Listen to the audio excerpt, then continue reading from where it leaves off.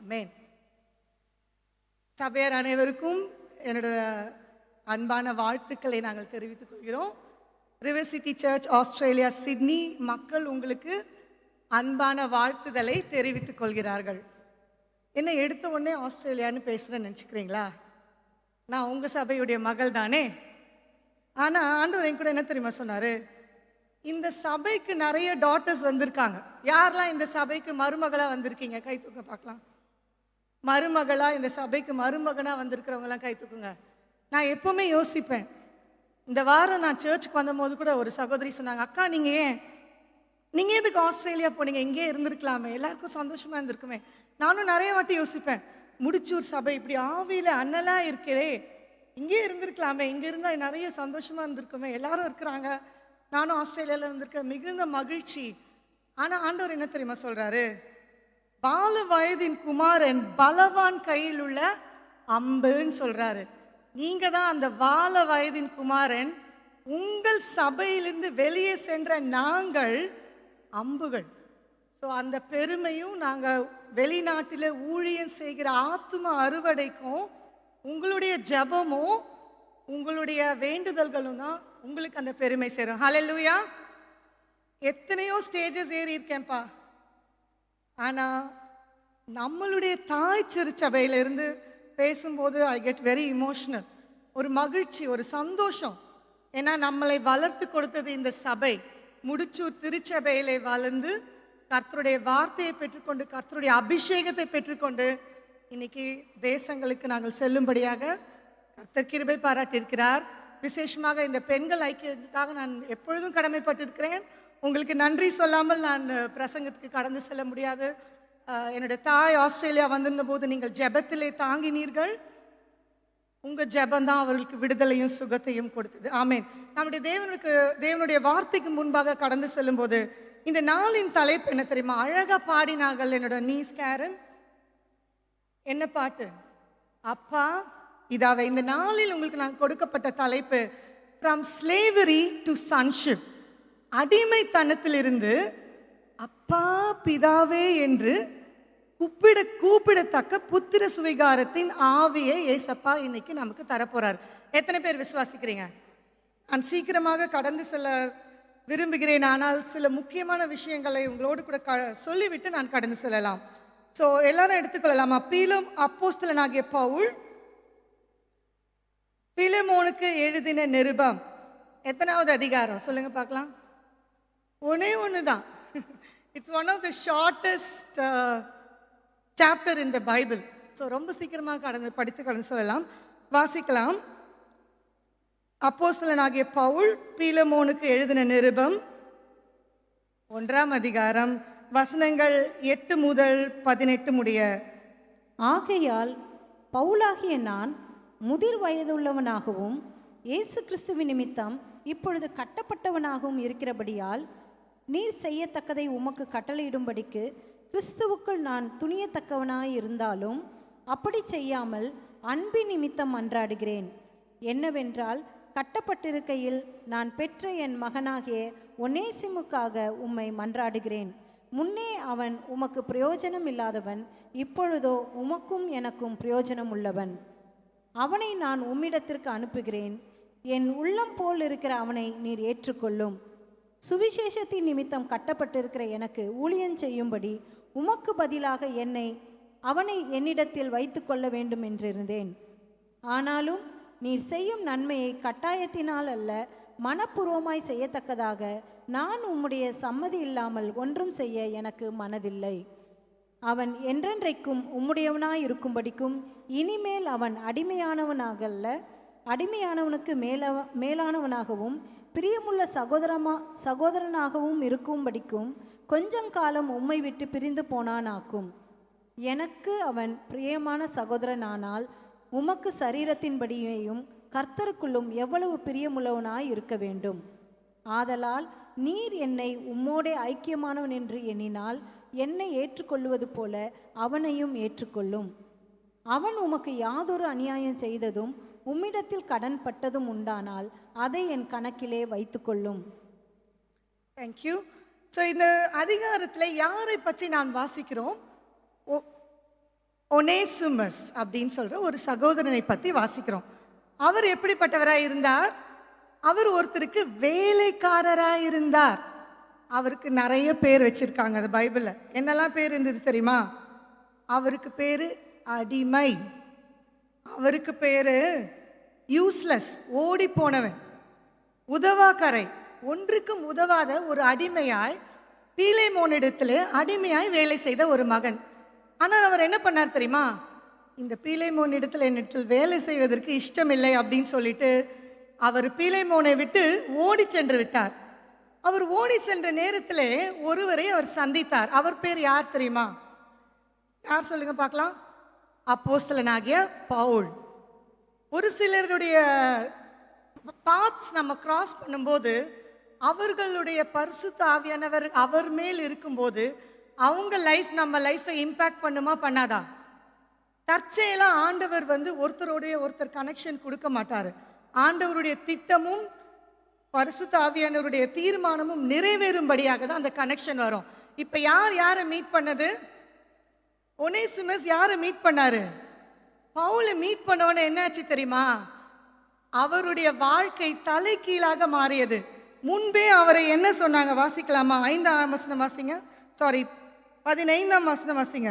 அவன் என்றென்றைக்கும் உம்முடையவனாய் இருக்கும்படிக்கும் இனிமேல் அவன் அடிமையானவனாகவல்ல, அடிமையானவனுக்கு மேலானகவும் பிரியமுள்ள சகோதரனமாகவும் இருக்கும்படிக்கு கொஞ்சம் காலம் உம்மை விட்டு பிரிந்து போனானாக்கும்.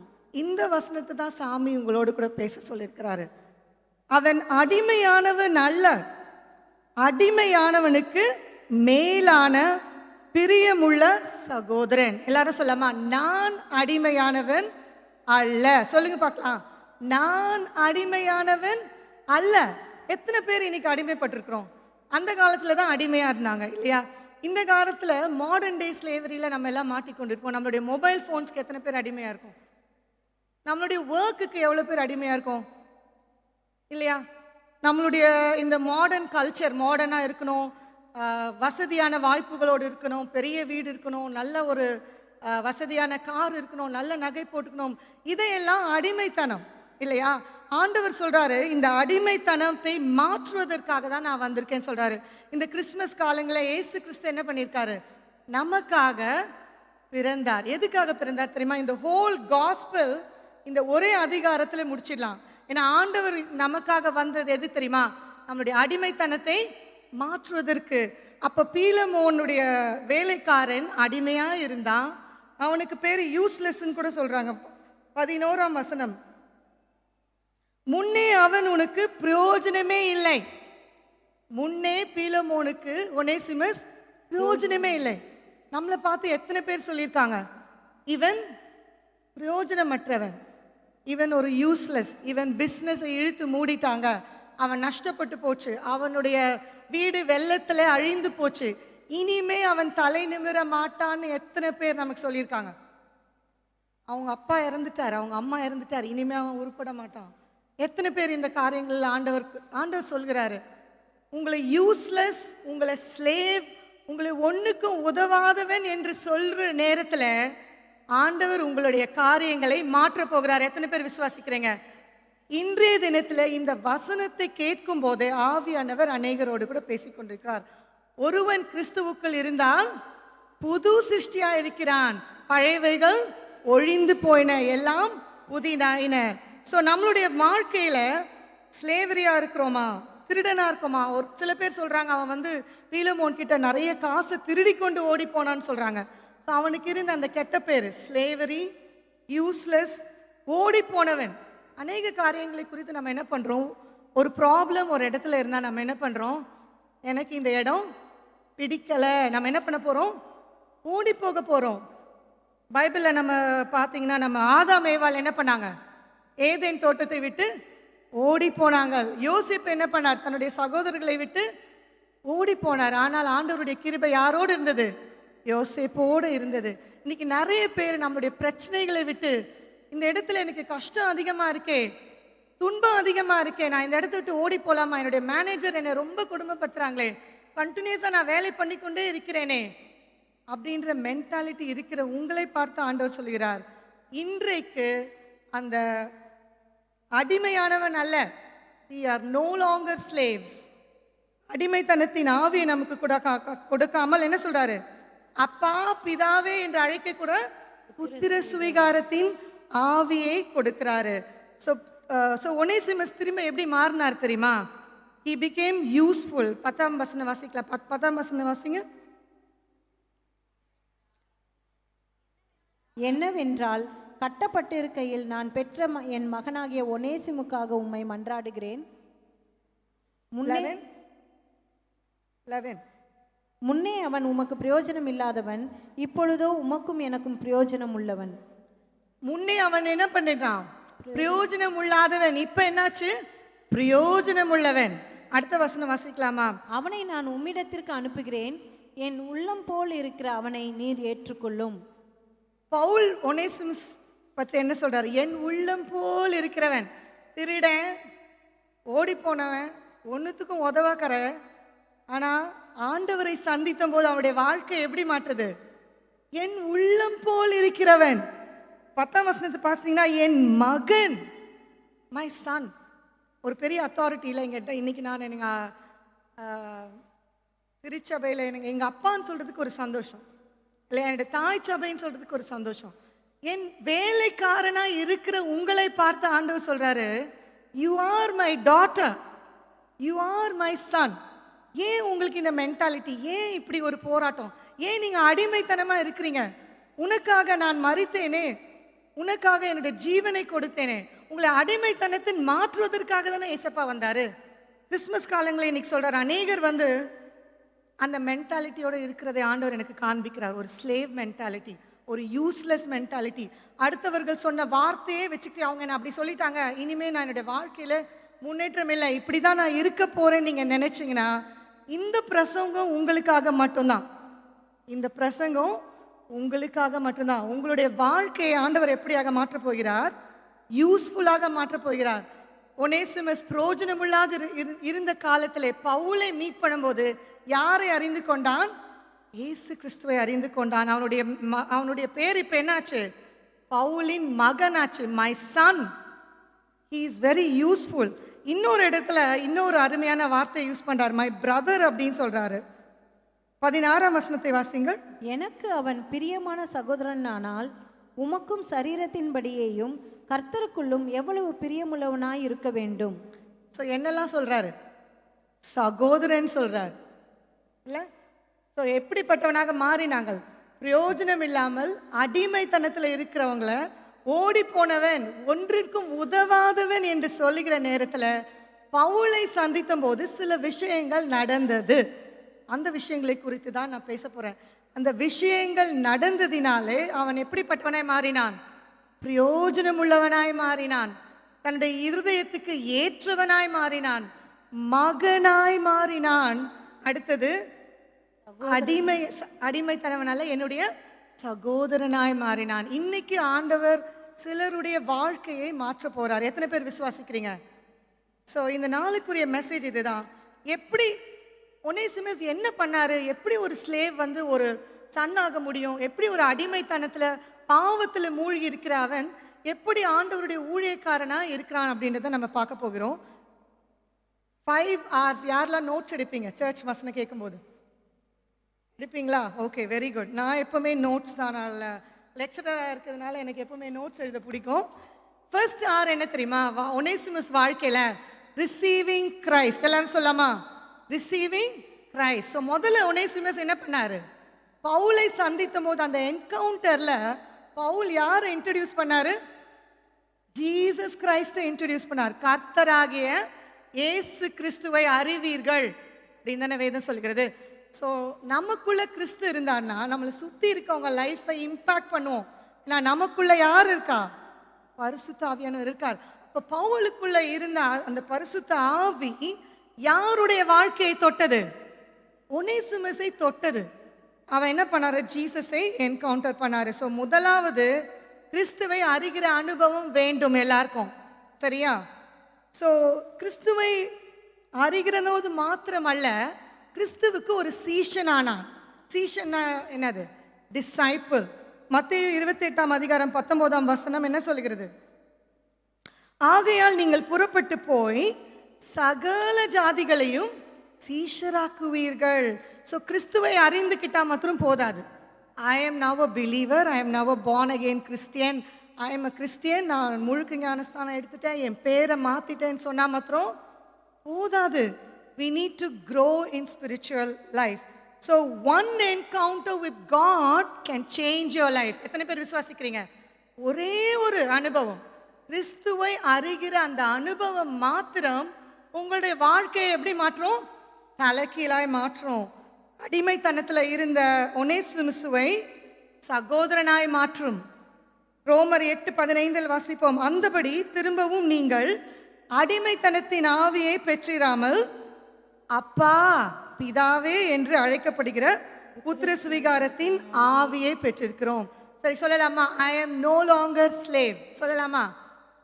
டிக்ளேர் பண்ணணும். ஆண்டவருடைய வார்த்தையை டிக்ளேர் பண்ணதான் பரிசுத்த ஆவியானவர் செயல்படுவார். வார்த்தையில என்ன பண்ணணும்? அறிக்கை சொல்லலாமா? நான் அடிமையானவன் அல்ல. சொல்லுங்க, நான் அடிமையானவன் அல்ல. ஸோ முதலாவது என்னது? ரிசீவிங் கிரைஸ்ட், கர்த்தரை ஏற்றுக்கொள்வது. ரெண்டாவது பார்த்தீங்கன்னா ரிஃபார்மேஷன், பீயிங் ரிஃபார்ம் அப்படின்னா என்ன தெரியுமா? சுத்திகரிக்கப்படுதல். கடந்த நாட்களிலே நான் உங்களிடத்தில் பேசும்போது சுத்திகரிப்பை பற்றி நான் பேசினேன். உங்கள் வாழ்க்கையில ஜீசஸ் கிரைஸ்ட் வந்துட்டான்னா எப்படி இருக்கும்? பழைய வாழ்க்கை மாறணும். பழைய பிரபுவா இருக்கக்கூடாது, பழைய கேத்ரினா இருக்கக்கூடாது. கரெக்டா? இவங்கெல்லாம் கிறிஸ்டியன்ஸ் சொல்றதுக்கு நம்மளுடைய வாழ்க்கையில என்ன பண்ணணும்? மாற்றங்கள் வேண்டும். அதனால தான் 2 கொரிந்தியர் 5:17 சொல்வது போல, ஒருவன் கிறிஸ்துவுக்குள் இருந்தால் he is a new creation. எல்லாம் சொல்லலாமா? நான் ஒரு நியூ கிரியேஷன் சொல்லலாமா? I am a new creation. நான் கிறிஸ்துவுக்குள்ளே புதிதானவன் சொல்லாமா? அடுத்ததாக பார்க்கிறோம், அவன் ஒரு ரன்னவே அப்படின்னு சொன்னாங்க, ஓடி போனவன். நிறைய பேர் சில காரியங்களை குறித்து ஓடி போயிருக்கோம், சில நபர்களை விட்டு நம்ம ஓடி போயிருக்கோம், சில ரிலேஷன்ஷிப்பை விட்டு ஓடி போயிருக்கிறோம். இந்த நாளில் ஆண்டவர் உங்களை திருத்தும் போது, ரிஃபார்ம் பண்ணும்போது, உங்களை ரிஃபைன் பண்ணும்போது அந்த ரிலேஷன்ஷிப்பை ரெஸ்டோர் பண்ணுவார். யார் கையிலேருந்து ஓடி போனீங்களோ, யார் கையிலேருந்து தப்பிச்சு போனோமோ, சிலர் நபர்களோட ஆண்டவர் பர்சனலாக பேசி கொண்டிருக்கார். அந்த இடத்துல ஆண்டவர் என்ன பண்ண போறாரு? ரிப்பேர் பண்ண போகிறார். சரியா? ஸோ எங்கள் அம்மாவுக்கு பிடித்தமான வசனம் ஐசாயா 52:10 வாசிப்போமா? நீங்கள் தீவிரித்து புறப்பட்டு போவதில்லை, நீங்கள் ஓடி போகிறவர்களை போல ஓடி போவதில்லை. வாசிக்கலாமா? ஐசாயா 52:10. எல்லா ஜாதிகளின் கண்களுக்கு முன்பாகவும் கர்த்தர் தம்முடைய நீங்கள் தீவிரித்து புறப்படுவதில்லை, நீங்கள் ஓடி போகிறவர்கள் போல ஓடி போவதும் இல்லை. கர்த்தர் உங்கள் முன்னே போவார், இஸ்ரவேலின் தேவன் உங்கள் பிறகே உங்களை காக்கிறவராயிருப்பார். நீங்க கிறிஸ்துவை மீட் பண்ணீங்கன்னா, when you have an encounter with Christ, நம்ம ஓடி போக மாட்டோம், தீவிரித்து ஓடி போக மாட்டோம். கர்த்தர் நமக்கு என்ன பண்ணுவாரு? நமக்கு முன்பாக போவார். அந்த தீமையான காரியங்கள் எல்லாம் நன்மையாக மாற்றுவார். அடிமை தான் ஓடி போவான், வேலைக்காரன் தான் ஓடி போவான். நம்ம யாரு? அப்பா பிதாவின் கூப்பிடத்தக்க புத்திர சுவிகாரத்தின் ஆவியை பெற்றுக்கொண்டவர்கள். நம்ம இனிமே அடிமை இல்லை, நம்ம ஓடி போனவங்க இல்லை, நம்ம யூஸ்லெஸ் இல்லை, நம்ம பிரயோஜனமானவர்கள். சரியா? நம்ம ஆண்டவருக்கு அபிஷேகத்தை பெற்றுக்கொண்ட மகன் நான், ஆண்டவருடைய மகள் நான். இனிமே நான் பிரயோஜனப்பட்டவன், பிரயோஜனமுள்ள ஒரு மகன், பிரயோஜனமுள்ள ஒரு மகள். நான் தீவிரித்து புறப்பட மாட்டேன், நான் ஓடி போற மாதிரி பேக்கை தூக்கிட்டு ஓட மாட்டேன். எனக்கு முன்னாடி யார் போவா? இயேசு கிறிஸ்து போவார். ஸோ ரெண்டாவதை முடித்து விட்டோம். ரெண்டாவது என்னது? ரிஃபார்மேஷன், மாற்றங்கள், பீயிங் ரிஃபார்ம். ஆண்டவர் நம்மளுடைய சில காரியங்களை ரிஃபார்ம் பண்ணணும், க்ளீன் பண்ணணும், சில தப்பான காரியங்கள்லாம் செட்ரைட் பண்ணணும்னு நினைக்கும் போது obedience is very important. Obey பண்ணணும். அந்த ஆள்கையில் போய் அந்த கடனை திருப்பி கொடுனா என்ன பண்ணணும்? கண்டிப்பாக அந்த கடனை திருப்பி கொடுக்கணும். உங்களுக்கு பிடிக்காதவங்க கிட்ட போய் சாரி சொல்லுன்னு சொன்னால் என்ன பண்ணணும்?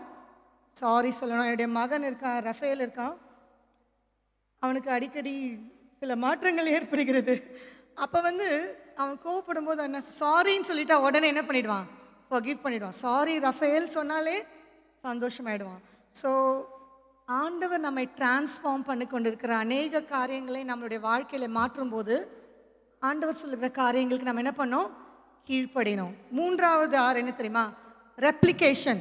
ரெப்ளிகேஷன் என்னது, கிறிஸ்துவுக்குள் பலுகி பெருகி முதிர்ச்சி அடைய வேண்டும். பேபி கிறிஸ்டியன்ஸாக நம்ம என்ன பண்ணக்கூடாது, இருக்கக்கூடாது. நான் முடிச்சூர் சபையில் பிறந்தேன் வளர்ந்தேன், ஆனால் என்னுடைய ஸ்பிரிச்சுவல் growth ஆஸ்திரேலியாவில் நடந்ததா? எங்கே நடந்துச்சு? முடிச்சூர் திருச்சபையில் சபைக்கு வந்து வசனங்களை கேட்டு ஜபத்திலே பங்கு கொண்டு இங்கே இருக்கிற வேர்ட் ஆஃப் காட் என்ன ஸ்ட்ரென்தன் பண்ணுது. ஸோ எத்தனை பேர் புது கிறிஸ்தவர்களாக இருக்கிறீர்கள்? உங்களுக்கான வார்த்தை replication, multiplication, growth, progress. So எபிரேயர் 5ஆம் அதிகாரம் 13, 14, 15 வசனத்தை வாசிக்கலாமா?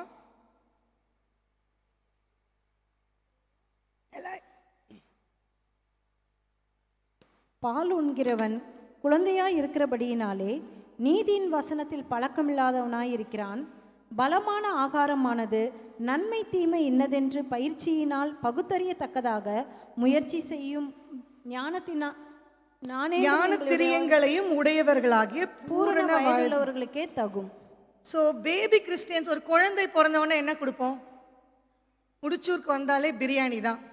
என்னுடைய மகள் கேப்ரியலா சொல்வா, தாத்தா வீட்டில் எப்போவுமே பிரியாணி, சிக்கன் 65. இந்தியாவுக்கு வந்தாலே சாப்பாடு தான். அதுக்கு தான் நாங்கள் வரோமே, சாப்பிட்டு புஷ்டியாக வேண்டும் அல்லவா. இந்தியாவுக்கு வந்தாலே ஒரு மகிழ்ச்சி, ஒரு சந்தோஷம், ஒரு விதமான சாப்பாடு. ஸோ ஒரு குழந்தை பிறந்த போது நம்ம என்ன கொடுப்போம்? குழந்தைக்கு பிரியாணி கொடுப்போமா? No, we give the baby milk. எத்தனை பேர் இப்போ பால் குடிச்சிட்டே இருக்கிறோம்? நிறைய பேர் நம்ம வளர்ந்துட்டோம், வயசாயிடுச்சு. என்னை சின்ன வயசுலேருந்து பார்த்தவங்கலாம் சொல்கிறாங்க, அக்கா உங்களுக்கு வயசாயிடுச்சு. எல்லாருக்கும் வயசாயிடுச்சு. என்னுடைய சைல்ட்ஹுட் ஃப்ரெண்ட்ஸ் இந்த சபையில் இருக்கிறதுனால உங்கள் இடத்துல தைரியமாக பேசுகிறேன். இன்னமும் நம்ம பால் குடிச்சிட்டு இருந்தோம்னா நம்மளுடைய ஸ்பிரிச்சுவல் வாழ்க்கையில் நமக்கு அற்புதம் நடக்காது. So then we go back to slavery, then we go back to run away, யூஸ்லெஸ்க்கு திரும்பி போயிடுவோம். யூஸ்ஃபுல்லாக பிரயோஜனமாக ஒரு சகோதரனா, ஒரு மகனா, ஊழியக்காரனா இருக்கணும்னா என்ன பண்ணணும்? பலமான ஆகாரம் வேண்டும். நன்மை தீமை இன்னதென்று பயிற்சியினால் பகுத்தறியத்தக்க முயற்சியும், கஷ்டமான ஒரு தமிழ் வேர்ட், ஞான திரியங்களை உடையவர்களாகிய பூரண வயதுகளுக்கே தகும். ஸோ கர்த்தருடைய வார்த்தையை ஆழமும் அதனுடைய அர்த்தத்தையும் அறிந்து கொள்ள வேண்டும். போன வாரத்தில் என்னுடைய கணவர் பேசினார் இல்லையா, என்ன சொன்னார்? அவருடைய தீம் ஆஃப் த மெசேஜ் என்னது? Rooted in the word of God. கர்த்தருடைய வார்த்தையில தான் நம்ம என்ன பண்ண முடியும்? வளர்ச்சி அடைய வேண்டும். எங்கெல்லாம் பிரசங்கிக்கிறாங்களோ, எங்கெல்லாம் தேவனுடைய ஆவியானவர் வெளிப்படுறாரோ, அங்கெல்லாம் நீங்க எங்க இருக்கணும்? ஃப்ரண்ட்ல இருக்கணும், பேக் ஸ்ட்ரீட் கிடையாது. ஏன்னா அனாயிட்டிங் எங்க தெரியுமா இருக்கும்? வர்ஷிப் பண்ற இடத்துல இருக்கும். தேவனுடைய பரிசுத்த அலங்காரம் இருக்கிற இடத்துல இருந்து தான் அனாயிட்டிங் ஃப்ளோ ஆகும். பேக் சீட்ல இருக்கவங்களுக்கும் கிடைக்கும். ஆனா முன்னாடி நான் சின்ன வயசுல எனக்குள்ளே ஒரு காரியம், அந்த ஃபர்ஸ்ட் ரோல தான் உட்காந்துட்டு இருப்பேன் இல்லை. அப்போ அந்த அனாயிட்டிங் என்ன ஆகும்? ஆப்ரேட் ஆகும், ஃப்ளோ ஆகும். நான் முடிச்சூர் சபையில் அந்த அனாயிட்டிங் பெற்றுக்கொள்ளாட்டி தூர தேசத்தில் போய் ஸ்லேவாக இருந்திருப்பேன், யூஸ்லெஸ்ஸாக இருந்திருப்பேன், பிரயோஜனமற்றவனாக இருந்திருப்பேன். பணம் சம்பாதிப்பதை மற்றும் குறிக்கோளாய் கொண்டு தான் அநேகர் வெளியூருக்கு செல்றாங்க.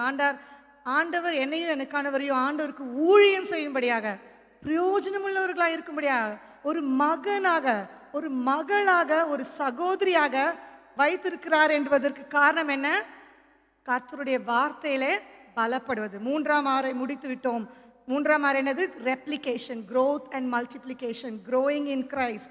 பாலை குடிக்கிறவர்களாக மட்டுமில்ல, சத்துவமுள்ள ஆகாரத்தை சாப்பிடுகிறவர்களாக இருக்க வேண்டும். 4th ஆர் நம்ம ஆல்மோஸ்ட் முடிக்க போகிறோம். இது ரொம்ப கஷ்டமான ஒரு டாபிக், ரெக்கன்சிலியேஷன், ஒப்புரவாகுதல். ஆண்டவர் அநேகரோடு கூட சொல்லிக் கொண்டு இருக்கிறார், you have to go back and restore the broken relationship. போன வருஷம் என்னோட பர்சனல் லைஃப்லேருந்து ஒரு டெஸ்டிமனி சொல்கிறேன். என்னோட ஒரு ஃப்ரெண்ட் இருந்தா, ரொம்ப க்ளோஸ் ஃப்ரெண்ட். நான் அவளும் PhD படித்து கொண்டு இருந்தோம். அவள் வீட்டுக்கு நான் பர்த்டேக்கு போகிறேன், எங்கள் அப்பா அம்மாவை கூட்டிகிட்டு வரேன்னு சொன்னேன். அவள் வீட்டை பூட்டிட்டு போயிட்டா. ஸோ ஃபர்ஸ்ட்லி என்னை டிஸ்ரெஸ்பெக்ட் பண்ணியிருந்தா பரவாயில்ல, ஆனால் எங்கள் அப்பா அம்மாவை டிஸ்ரெஸ்பெக்ட் பண்ணது எனக்கு கொஞ்சம் கூட இஷ்டம் இல்லை. So I stop talking with her. பர்த்டேக்கும் விஷ் பண்ணலை. அதுக்கப்புறம் அப்படியே ரிலேஷன்ஷிப் கட் ஆயிடுச்சு. ஒரு நாள் எங்கேயோ ஒரு வீடு பார்க்க போயிருக்கோம். புது வீடெல்லாம் நாங்கள் ஆஸ்திரேலியாவில் ரொம்ப அழகாக இருக்கும். சும்மா டைம் பாஸ்க்காக போவோம். மாடி வீடு எப்படி இருக்குது அப்படின்னு சொல்லி மேலே இருக்கிறேன், கீழே வந்துட்டா அவ. தப்பிக்க வழியே இல்லை. ஏன்னா நான் படிக்கட்டு விட்டு கீழே வரணும், அவள் மேலே வரவ போகிறா. சாண்டவர்கிட்ட கேட்ட, ஏசப்பா இப்படி பண்ணிட்டீங்களே. சாண்டவர் சொன்னார், Kathy you have to reconcile with your friend. ஆண்டவர் நமக்கு ஆப்பர்ச்சுனிட்டிஸ் கொடுப்பார். அவங்கள பஸ்ஸில் பார்ப்பீங்க, இல்லை வேற ஒரு வீட்டில் பார்ப்பீங்க. மனம் திரும்புதல், மன்னிப்பு, ஆண்டவர் சொல்லுகிற காரியங்களை ரிலேஷன்ஷிப் ரெஸ்டோர் பண்ண தான் வந்தார். ஏசு கிறிஸ்து பர்த்டே நாளை கொண்டாட போகிறோம் இல்லையா, கிறிஸ்மஸ் இல்லையா. இழந்து போனதை தேடவும் ரட்சிக்கவுமே மனுஷகுமாரன் இந்த உலகத்துக்கு வந்தார். ஸோ சிலரோடு பேசிக்கொண்டிருக்கிற என்னன்னா ரெக்கன்சிலியேஷன், ஒப்புரவாகுதல். ஸோ ஒனேசிமஸ் பீலேமோனை விட்டு ஓடி வந்துட்டாரு. எப்பா இந்த ஆள் கிட்ட தப்பிச்சா போதும். மோசமான ஒரு எஜமான். பைபிள் கூட சொல்லுதில்ல, எஜமான்கள் எப்படி நடந்து கொள்ள வேண்டும், வேலைக்காரர் எப்படி நடந்து கொள்ள வேண்டும் என்று. எபேசியர் 6ஆம் அதிகாரம் 5 முதல் 9 வரைக்கும் வாசிக்கலாம். இப்போ டைம் இல்லை. பீலேமோன் கையிலேருந்து ஓடி போன ஒனேசிமஸ் கிட்ட பவுல் என்ன தெரியுமா சொல்றாரு, ஓகே படி, now you are my friend, go to your ministry அப்படின்னு சொல்லலை.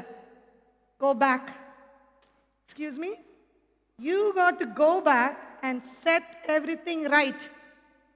எத்தனை பேரோட ஆண்டவர் பேசுறாரு, எத்தனை பேருடைய ரிலேஷன்ஷிப் புரோக்கன் ஆயிருக்கு. திரும்பி போங்கன்னு ஆண்டவர் சொல்றார். திரும்பி போ, நான் உனக்காக அப்பீல் பண்ற. ஒரு பியூட்டிஃபுல் லெட்டர் எழுதியிருக்கார். அந்த லெட்டர் தான் இந்த பீலேமோன் இந்த அதிகாரம். மறுபடியும் வாசிக்கலாமா? நீங்க அவன் கிட்ட போய் என்ன பண்ணணுமா, மன்னிப்பு கேளு. அவர்கிட்ட திருடின காசையெல்லாம் திரும்ப கொடு. அப்பொழுது அவர் என்ன பண்ணுவார், உன்னுடைய ஸ்லேவரி மென்டாலிட்டியை மாற்றி உன்னை மகனா ஏற்றுக்கொள்வார், உன்னை ஒரு சகோதரனா ஏற்றுக்கொள்வார். அவர் எப்படி சொல்றார் தெரியுமா, கெஞ்சுறார். பவுல் என்ன பண்றாரு, வெரி ஹம்பிள். வாசிக்கலாமா?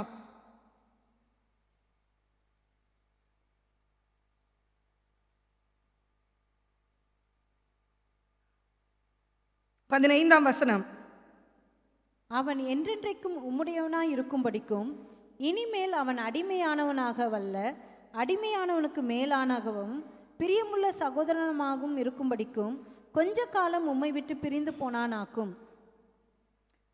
எனக்கு அவன் பிரியமான சகோதரனானால் உமக்கு சரீரத்தின்படியையும் கிறிஸ்துவுக்குள்ளும் எவ்வளவு பிரியமாய் இருக்க வேண்டும். ஆதலால் நீர் என்னை உம்மோடு ஐக்கியமானவன் என்று எண்ணினால் என்னை ஏற்றுக்கொள்வது போல அவனையும் ஏற்றுக்கொள்ளும்.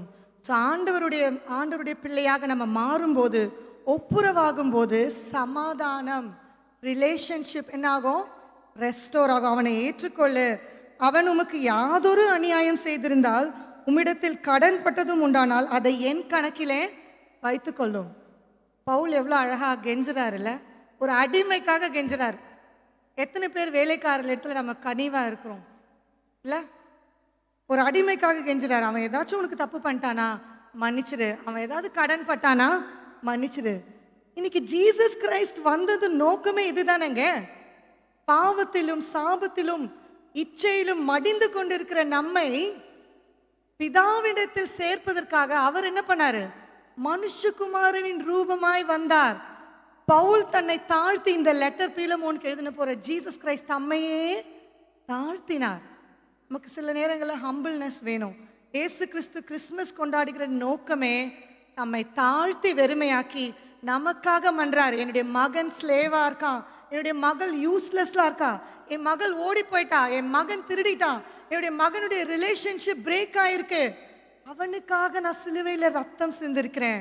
அதுதான் கடைசியான ஒரு ரெஸ்டோரேஷன்.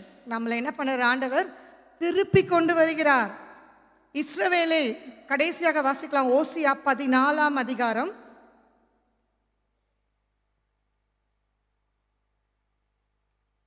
ஆண்டவரிடத்தில் திரும்பும் போது நமக்குரிய ஆசீர்வாதங்கள் என்ன என்று நான் சொல்லி முடிக்க போகிறேன். ஸோ நீங்கள் பாவ மன்னிப்பை பெற்றுக்கொண்டீங்க. ஒனேசிமஸ் பீலேமோன் கிட்ட போயிட்டு சாரி அப்படின்னு சொல்றாரு. இனிமே அவன் பிரயோஜனம் உள்ளவன், எனக்கு எப்படி அவன் யூஸ்ஃபுல்லாக இருக்கிறானோ சரியா, உனக்கும் அவன் என்ன பண்ணுவான், பிரயோஜனமாக இருப்பான், யூஸ்ஃபுல்லாக இருப்பான், ஆண்டவருடைய ஊழியத்தை செய்வான். ஸோ ஆண்டவருடைய ஊழியத்தை நம்ம செய்யும்போது கடைசியான ஒரு விஷயம் என்னன்னா, blessings will flow. ரிப்பென்டன்ஸ்னால பாவ மன்னிப்புனால, ரெஸ்டரேஷன் ஆஃப் ரிலேஷன்னால என்ன ஆசீர்வாதம் வச்சிருக்கிறேன்னு கேட்டுக்கொண்டு நான் முடிக்க போகிறேன். ஓகே, ஸோ ஓசியா 14 அதிகாரம் 1 நானே வாசிக்கிறேன். இஸ்ரவேலே, உன் தேவனாகிய கர்த்தரிடத்தில் திரும்பு. என்ன பண்ணணுமா? திரும்பு. நீ உன் அக்கிரமத்தினால் விழுந்தாய். வார்த்தைகளை கொண்டு கர்த்தரிடத்திலே திரும்புங்கள். அவரை நோக்கி, தேவரீர் எல்லா அக்கிரமத்தையும் நீக்கி எங்களை தயவாய் அங்கீகரித்துக் கொள்ளும். அப்பொழுது நாங்கள் எங்கள் உதடுகளின் காளைகளை செலுத்துவோம். ஸோ கர்த்தரிடத்துல திரும்பணும், பாவ அறிக்கை செய்யணும், மன்னிப்பை பெற்றுக்கொள்ளணும், கிறிஸ்துவுக்குள்ளே வளரணும். அந்த வளர்ச்சி ஏற்படும் போது, அசீரியார்கள் எங்களை ரட்சிப்பதில்லை, நாங்கள் குதிரைகளின் மேல் ஏற மாட்டோம், எங்கள் கைகளின் கிரியைகளை பார்த்து நீங்கள் எங்கள் தேவர்கள் என்று நீ சொல்ல மாட்டோம், திக்கற்றவன் உம்மிடத்தில் இரக்கம் பெற்றுவான் என்று சொல்லுங்கள். நான் அவர்கள் சீர்கேட்டை குணமாக்குவேன். நான் அவர்கள் சீர்கேட்டை குணமாக்குவேன். அவர்கள் மனப்பூர்வமாய் சிநேகிப்பேன். அங்க சொல்றாரு இல்லையா, மை ஓன் சன்னு சொல்லிட்டார், மை பிரதர்ன்னு சொன்னார் இல்ல. ஆண்டவர் நம்மளை அடிமையானவன் அல்ல. நம்ம யாரு? நம்ம ஆண்டவருடைய மகன், ஆண்டவருடைய மகள். நம்ம யூஸ்லெஸ் இல்லை, நம்ம யாரு? யூஸ்ஃபுல். ஸோ நான் இஸ்ரவேலுக்கு பனியை போல் இருப்பேன். ஸோ இப்படிப்பட்ட காரியங்கள் நம்முடைய வாழ்க்கையில் நடைபெற்றது என்றால், முதலாவது சந்திப்பு, இரண்டாவது பாவ மன்னிப்பு, மூன்றாவது ஆண்டவருக்குரிய ஆவிக்குரிய காரியங்களில் வளர்ச்சி, கர்த்தருடைய வார்த்தையில வளர்ச்சி ஏற்படும் போது ஆண்டவருக்கு ஊழியம் செய்ய நீங்க தகுதியானவங்க. சரியா? கடன் பெற்றதை கடனை அடைப்பீர்கள். ரிலேஷன்ஷிப் பிரேக் ஆச்சுன்னா அவங்களோடு கூட என்ன பண்ணலாம்? பாவ அறிக்கை செய்து அந்த ரிலேஷன்ஷிப்பை பில்ட் பண்ணும்போது ஆண்டவர் என்ன திரும்ப சொல்றாரு? 5 ஓசியா 14 அதிகாரம் 5 நான் இஸ்ரவேலுக்கு பனியை போல இருப்பேன், அவன் லீலி புஷ்பத்தை போல மலருவான், லீபனோனை போல வேரூன்றி நிற்பான், அவன் கிளைகள் ஓங்கி படரும், அவன் அலங்காரம் ஒலிவ மரத்துடைய அலங்காரம் போலும் இருக்கும், அவனுடைய வாசனை லீபனோனுடைய வாசனை போல இருக்கும், அவன் நிழலில் குடியிருக்கிறவர்கள் திரும்புவார்கள். அப்படிதான் ஆச்சுல. பவுலுடைய நிழல் பட்டது யார் மேல? ஒனேசிமஸ் மேல பவுல் நிழல் தான் பட்டது. அவர் வேற ஒண்ணுமே செய்ய தேவையில்ல. ஒனேசிமஸ் உடைய வாழ்க்கை என்னாச்சு? தலைகீழா மாறிச்சு. நான் பிரசங்கத்தை முடிச்சிட்டேன். இன்னைக்கு அநேகர் ஆண்டவர் என்ன சொல்றாரு? Go back and settle whatever is overdue. ஓடி போகிறவர்கள் போக இருக்க வேண்டாம். நான் உங்கள் அக்கிரமங்களை தான்லாம் மன்னித்து விட்டேன், அங்கீகரித்து விட்டேன். நீங்கள் என் கட்டளை படிகிறதுனாலே உங்களை இஸ்ரவேலுக்கு பனியை போல மாற்றுவேன். என்னெல்லாம் ஆசீர்வாதம்? பனியை போல மாற்ற போறாரு. லீலி புஷ்பத்தை போல நம்ம என்ன பண்ண போறோம்? மலர போகிறோம். புது வருஷத்துக்கான ஆசீர்வாதம் இதுதான் நமக்கு. அதற்குரிய அடிப்படையான காரியங்களை நான் உங்ககிட்ட சொல்லியிருக்கேன். லீபனோனை போல வேரூன்றி இருக்க போறோம். நம்ம கிளைகள் என்ன பண்ண போகுது? ஓங்கி படர போகுது. நம்ம அலங்காரம் எப்படி இருக்குமா? ஒலிவ மரத்துடைய அலங்காரத்தை போல இருக்கும். நம்முடைய வாசனை எப்படி இருக்குமா? லீபனோனுடைய வாசனையை போல இருக்கும். சரிங்களா? இன்னைக்கு எத்தனை பேர், நான் முடிக்கிறேன், எத்தனை பேர் ஸ்லேவ் மென்டாலிட்டியோடு இருக்கிறீங்க? எத்தனை பேர் யூஸ்லெஸ் அப்படின்னு நினைக்கிறீங்க? எத்தனை பேர் நான் வேலைக்காரனா இருக்கிறேன், அவருடைய வீட்டில் நான் பாத்திரங்கள் எல்லாம் கழுவுறேன்னு நினைக்கிறீங்க? ஆஸ்திரேலியாவில் வேலைக்காரர்கள் இல்லை. ஒருத்தவங்க ரொம்ப அதிசயமாயிட்டாங்க. இந்த சர்ச்சில் என்ன கேட்டாங்க, அக்கா உங்களுக்கு கார் டிரைவர் சர்வன்ஸ்லாம் இருக்காங்களா? இல்லை, அக்காவும் அண்ணாவும் தான் all in all. We wash the vessels, we clean the toilet, we cook food, we take care of our children, we go to work and we also preach in the church. அப்படிதான் இந்த சபை எங்களை ready பண்ணியிருக்கு. அப்படிதான் எங்கள் அப்பா எங்கள் அம்மா எங்களை வளர்த்துருக்காங்க. ஆண்டவருக்கு மகிமை உண்டாகட்டும். சரியா? வேலைக்கார மென்டாலிட்டியை மாற்றலாமா? இன்னைக்கு ஸ்லேவரி மென்டாலிட்டியை மாற்றலாமா? எத்தனை பேர் விசுவாசிக்கிறீங்க? என்னுடைய வாழ்க்கை லீபனோனின் கேதுரு மரங்களை போல இருக்க போது, சுகந்த வாசனையா இருக்க போது. அப்படிப்பட்டவர்கள் நம்ம கண்களை மூடி ஜெபிப்போமா?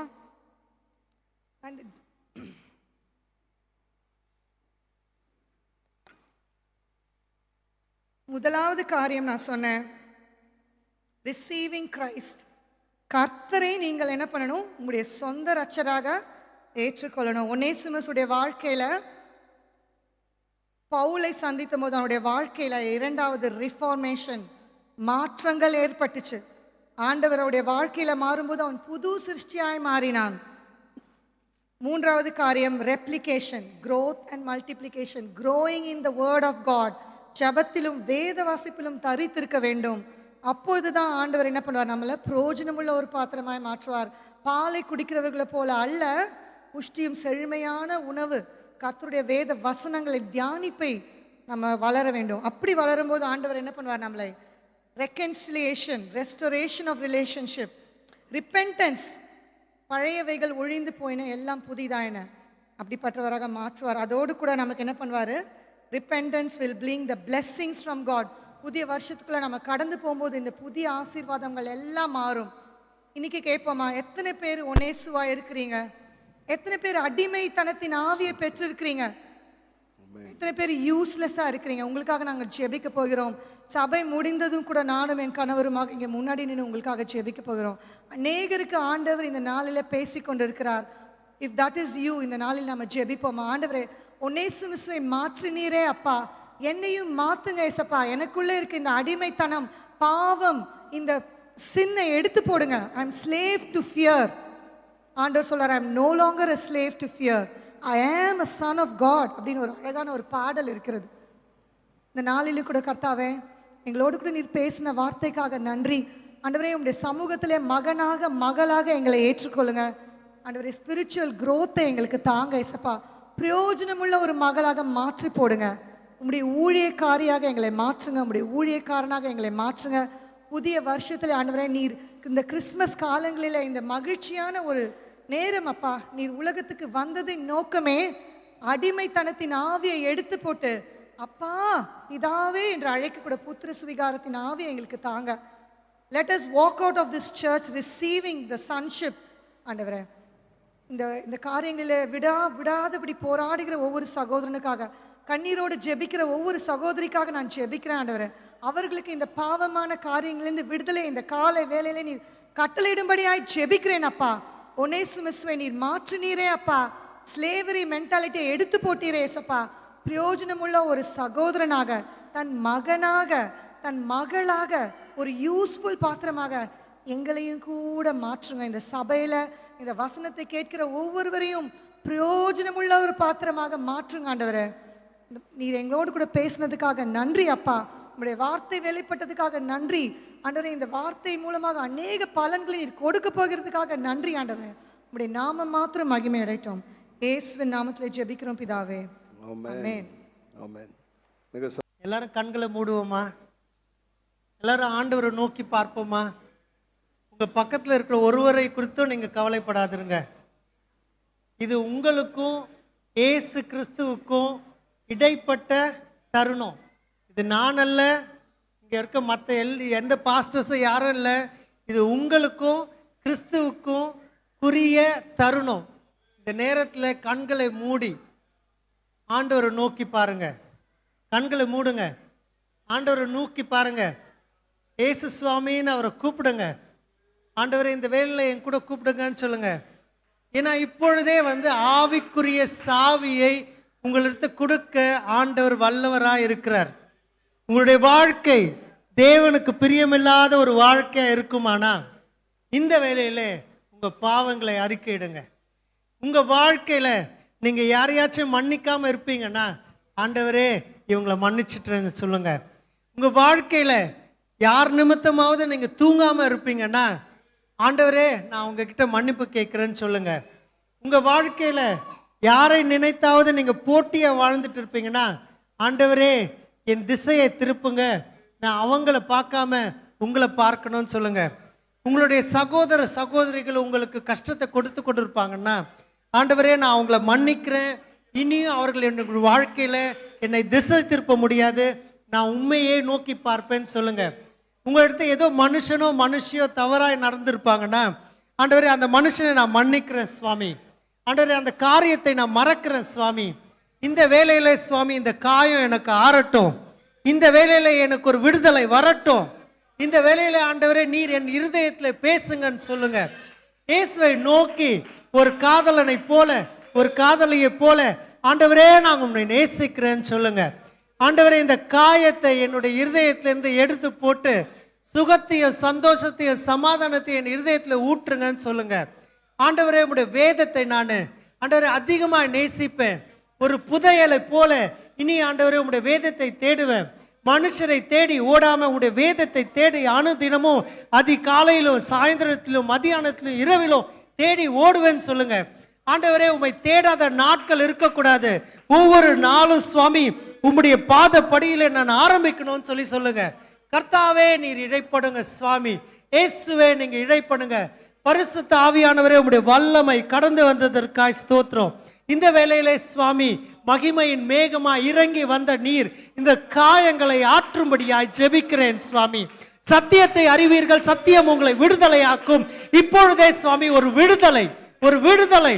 விடுதலை கடந்து வரும்படியாய் ஜெபிக்கிறேன்.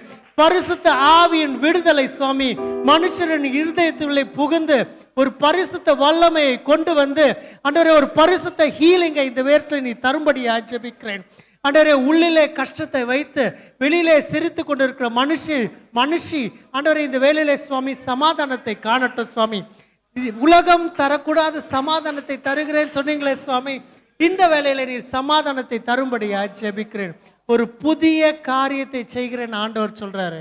ஆண்டவரே இந்த மனுஷனுடைய வாழ்க்கையில ஒரு புதிய காரியத்தை நீங்க செய்கிறபடியால் நன்றி. இயேசு கிறிஸ்துவின் இனிய நாமத்திலே ஜெபிக்கிறோம் நல்ல பிதாவே. ஆமென். அமர்ந்திருப்போம்.